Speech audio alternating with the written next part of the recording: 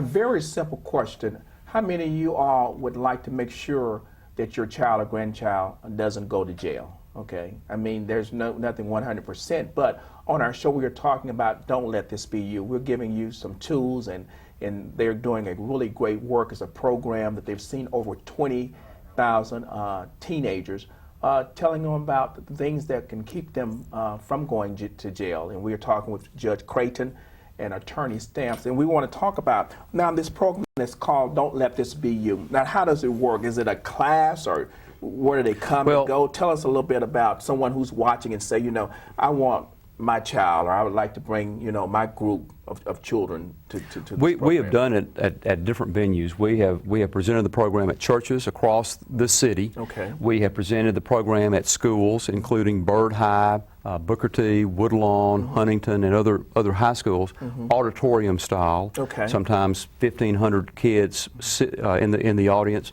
along with sometimes, hopefully, parents and teachers. We've also for the last several years presented the program at Caddo Correctional Center. We do that every third Tuesday. Every third Tuesday. Okay, get that, every third Tuesday. Okay, and so how could someone be a part of that program? Well, they can register through calling Andrea Samuel with the Caddo Sheriff's Office, and we have that number for you. And it's just show up at Caddo Correctional Center at 6 p.m. on that third Tuesday. Oh, really? Okay. So you called to make sure, kind of like make reservations. Well, RSVP or whatever. I don't know if it's RSVP to go to jail. Maybe not the 6, but so you can have an idea how many people are coming. That's right. We have limited capacity. We have capacity for 75 or 80 students, and so we need to kind of know how many people are coming, because we don't want to overbill it. But it's a 90-minute PowerPoint lecture. Ron and I will do the program. Okay. We answer questions if asked, and then the second 90 minutes is a tour of the pods of Caddo Correctional Center, and inmates will talk to the teenagers. Really? Yes. Okay. So it all takes place at Caddo Correctional Center. That is correct. That's where they would meet the third Tuesday at 6 o'clock after they've called. That's right. The Caddo Sheriff Office, and they can ask if they can't remember anything else. It's a program called Don't Let This Be You, so they can call and just ask for it. Yes. Okay, the third Tuesday, and they can meet there, and the first 90 minutes is pretty much you all kind of talking to them, and they can ask questions or whatever. That's right. And you're encouraging parents to come. Absolutely. Okay. Because you'd be surprised, Ken, how many parents after these presentations say, wow, we didn't know that. Right. If we had known that, we would have started earlier. And it's very informative, because we've even joined with the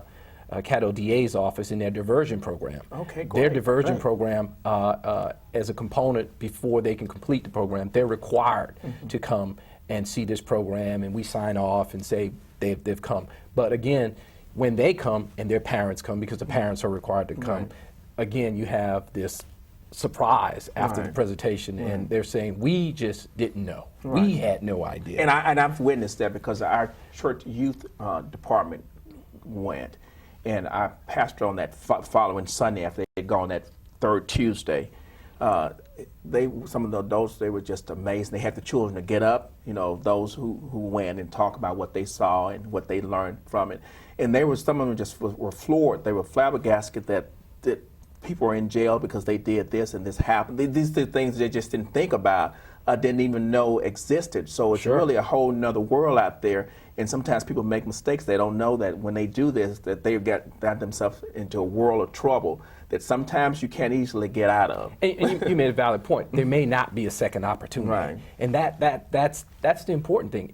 One bad decision may mean a one-way ticket to Angola. No turnaround. And Judge and I both have seen 17-year-olds, 16-year-olds, oh, we hear it 18-year-olds, 19-year-olds, and one-way tickets to Angola, and it's heartbreaking. Okay. And it is heartbreaking and gut-wrenching, and the one thing I've heard throughout my 22 years is, Judge, I wish I could take it back. Yeah. I wish I could take it back. And that's a constant, and unfortunately we can't rewind and undo. Right. And so these young people own what they did. Right.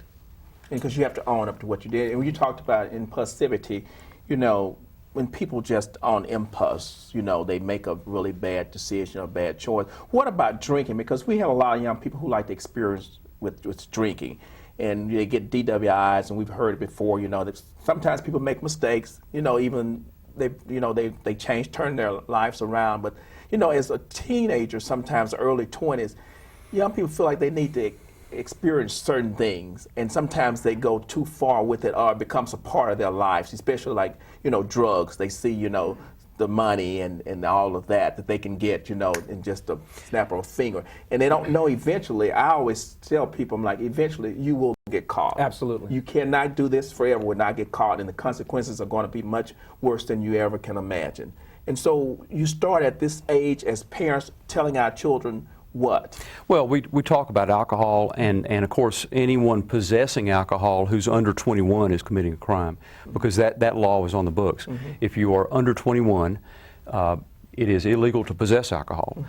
Furthermore, it is of course illegal for an underage person to drive a vehicle while under the influence of alcohol. It takes basically one light beer to be deemed intoxicated under the underage DWI statute. Really? Yes. Okay, they need to hear that, because I know some young people think they can't have a good time unless there's liquor involved. So you said one light beer would amount to basically 0.02% grams alcohol in the system, and that qualifies as underage DWI, which could be a problem on the record as well. So we talk about that, and we talk about some of the illegal drugs of choice that seem to be popular: cocaine, both crack and powder, and also methamphetamine. So when they go to the jail, you said they can actually talk with inmates. So these are people who made the mistakes, and now they're paying the price. You know, was this Beretta say, if you don't have the time, don't do the crime? Right. I know some young people like, who's Beretta? Yeah, right. But We know. The judge knows, We know. attorneys, you know. And so they actually can talk to that inmate, and he can share where he went wrong. It's actually a supervised tour that's guided by an assigned deputy. Okay. And he walks them through. We take the females through the female pod, where they will have inmates who are available, who want to talk to them and talk to them about their situations, and basically tell the kids to avoid this situation. You don't want to be like us, is what their theme is. And then the males will go through the male pods and talk to individuals, and it's quite intense, because we kind of give a warning that, listen, if you have soft ears, or if you're going to be offended by this, then you probably shouldn't go, because the inmates are absolutely raw. And they that's good. They tell it straight, and it works. I think to soften it, or to feed it to them in a simplified way doesn't benefit them. I think the more real it is, the more in their face it is, I think the more impact it has. Right. And it would be misleading to them if we softened it. I mean, this is a very blunt, straight course about about what can happen if you misbehave and violate the law.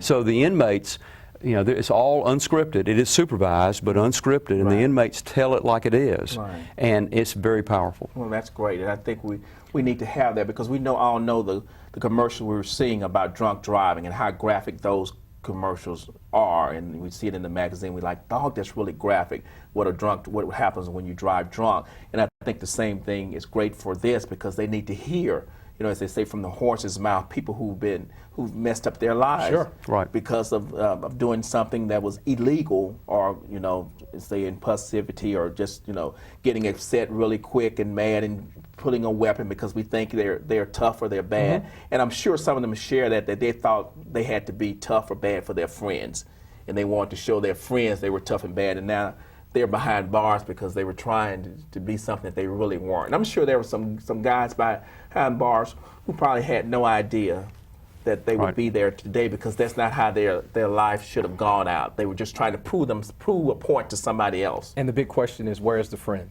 Yeah. The friend is nowhere around. We see it all the time, you know, where this group mentality, they will commit a crime, and quickly the leader will always be the one who says, listen, man, I'll do whatever I have to do to get out of this deal, and we'll take the quickest plea. Well, and certainly, although that teenager thinks he's big and bad, there's always somebody else who's bigger and badder. I get a bigger gun and badder than you are. That's correct. That's correct.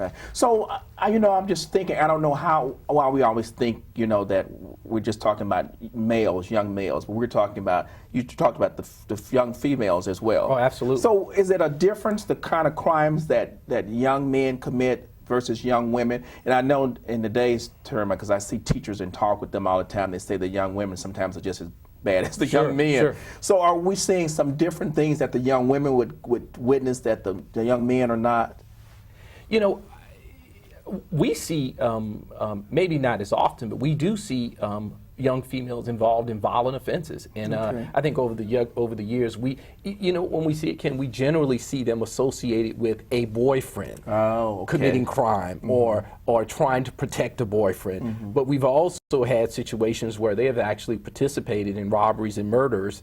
And I think we, out of Caddo Parish, sent the second female to death row from Caddo Parish, participating in a very violent murder in North Caddo Parish, sometimes in 203 or sometimes but we do see it. We see it with the young females as well. And no love is that strong that it should make you commit a crime, or there's no friendship is that tight that would make you do something that is wrong. And that's what is that part of your program? You teach them that person really is not your friend, that person really doesn't love you if they ask you to do something illegal.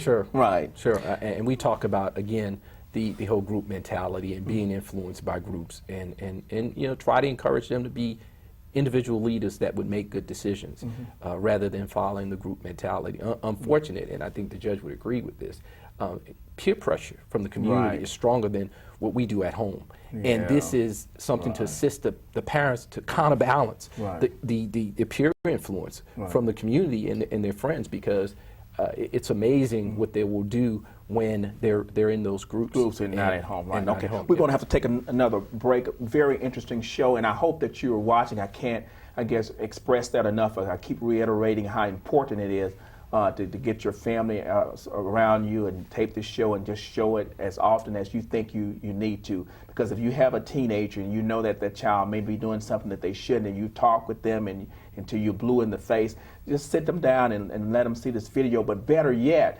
let them meet with these gentlemen the third Tuesday of every month at 6 o'clock at CCC. Am I right? That's correct. Okay. All right. We have phone numbers and everything. We're going to take another break, and we'll come back and we'll talk some more about how to keep your child out of jail.